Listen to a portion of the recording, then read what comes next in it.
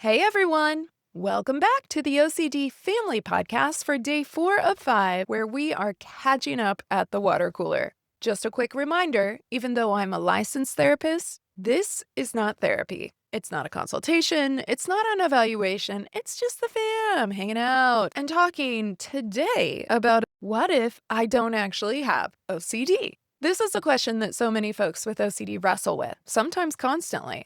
And the doubt about the diagnosis, it can be a real mind bender. Even after a formal diagnosis, many people start to obsess over whether it was correct, whether they were faking it. Did they fool the practitioner? Were they just looking for attention?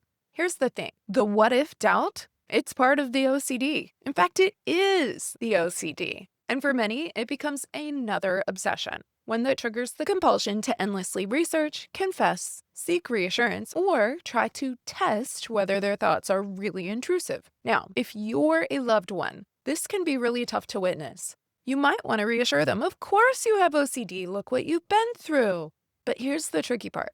Reassurance can feed the OCD cycle, even when it comes from a place of love. So instead of reassuring, what can we do as family members? Well, you can say something like, "Boo, I hear how scary and real this feels.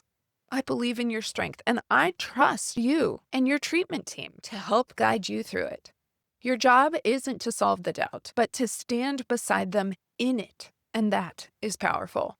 Also, if you're the one struggling with this question, you're not alone. Doubting the diagnosis doesn't disqualify the diagnosis. In fact, it's pretty textbook OCD. It's okay to bring up this fear with your therapist or treatment team. Let them help you sit with it rather than solve it. And before we go, just a gentle reminder, being uncertain or having doubt doesn't mean that you're not valid. And support doesn't mean solving. It means staying connected, even in the discomfort. And when discomfort gets real high for us as support folks, it's a great time to reach out for our own support, be it a friend, another family member, your own therapist. This entire podcast was born out of helping a family member, a loved one, as they battled with their loved one's OCD. You're not alone, and it's okay to get support. What do you do if you don't have a therapist?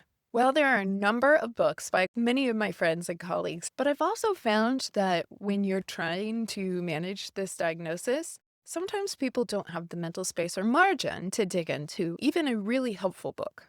So finding online support groups, whether it's through the International OCD Foundation, ICBT.online, or NoCD, a virtual exposure and response prevention therapy provider, which is a specific evidence-based practice for OCD. What I really like about them is you can download their app, whether you are getting services through them or not, and you can join the chatter with the online community. But also, I'm going to link some information about online family support groups. We've talked about them a couple water cooler chats thus far, but there are a lot of free or very low-cost supports available. None of them are a replacement for therapy, but if you're trying to build an understanding and looking to feel less alone, these spaces often share coping strategies, ideas for reducing reassurance, and empowering our warriors. So you can check out those resources and more over at ocdfamilypodcast.com on this episode's blog. And then I'll see you tomorrow for our last 5 for 5 water cooler chats,